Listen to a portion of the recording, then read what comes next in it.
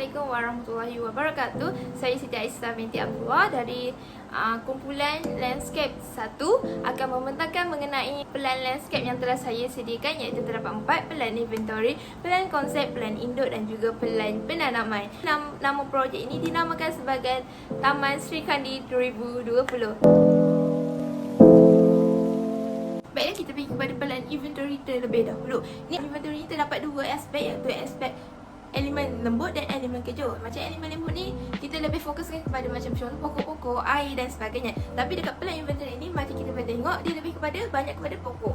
Okey, yang pertama pokok yang ada kat sini iaitu fragrance, Phyllanthus emblica, Hibiscus rosaceaensis, dan yang panjang ni juga dipanggil sebagai Hymenocallis liceralis, dan ada juga pokok Camps Jasmine kat sini.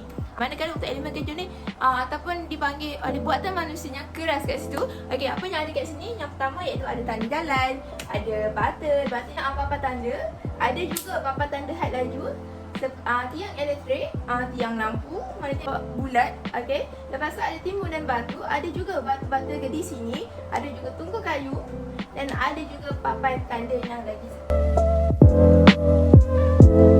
Baiklah, untuk pelan konsep ataupun dipanggil sebagai pelan hubung kait ini, saya telah menggunakan dua elemen juga seperti di pelan inventory, iaitu pelan elemen lembut dan juga elemen kejut. Untuk elemen lembut ni saya fokuskan kepada pokok-pokok saja, iaitu yang terdiri daripada 3 jenis pokok redneck, pokok penelai dan juga pokok teduhan. Okey, baiklah, pokok di sini merupakan pokok redneck yang berhubung kait dengan aspek elemen kejut, iaitu tanda jalan dan juga berhubung kait juga laluan pejalan kaki ataupun kawasan batu putih. Pokok penelai satu pula berhubung kait dengan aspek elemen kejut, iaitu kawasan batu putih juga, ada juga lampu solar berhubung kait dengan emku dan seterusnya. Untuk aspek untuk kawasan pokok penelai 2 pula di sini berhubung kait dengan kawasan batu hitam itu, dan seterusnya pokok penelai 3 pula berhubung kait dengan kawasan pangku dan berhubung kait juga dengan kawasan laluan pejalan kaki dan juga kawasan batu putih.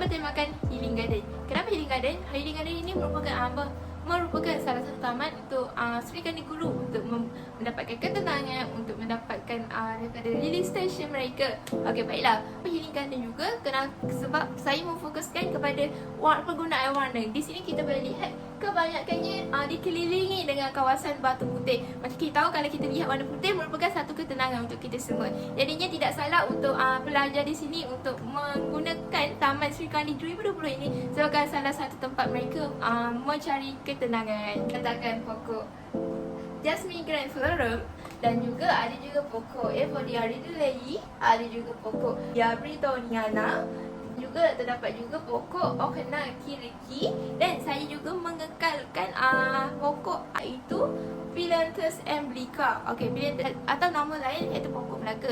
Sebenarnya dia sendiri berada di bumi Melaka. Jadinya kenapa kita nak buang pokok Melaka yang melambangkan identiti Melaka itu? Batu. Kenapa saya menggunakan kerusi batu?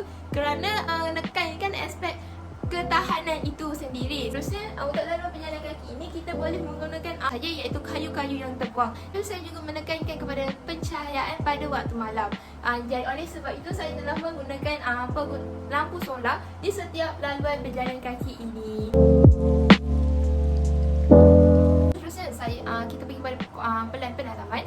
Jumlah bagi keseluruhan penggunaan pokok iaitu yang terdiri daripada 82 batang pokok, yang terdiri daripada pokok yang pertama iaitu pokok Euphorbia ridulei, yang terdiri daripada 12 batang pokok yang saya telah bagikan kepada 4, 4, 2, 2. Dan seterusnya pokok Riolia Britoniana yang berjumlah sebanyak 30 batang pokok, iaitu yang saya bagikan kepada 6, 5 dan 13. Seterusnya saya pula menggunakan pokok Jasminum grandiflorum yang berjumlah sebanyak 23 batang pokok, yang saya bagi kepada 13 dengan 10. Seterusnya untuk pokok Ochena kiriki sebanyak 16 batang pokok yang saya bahagikan kepada 4 batang pokok, 4, 8.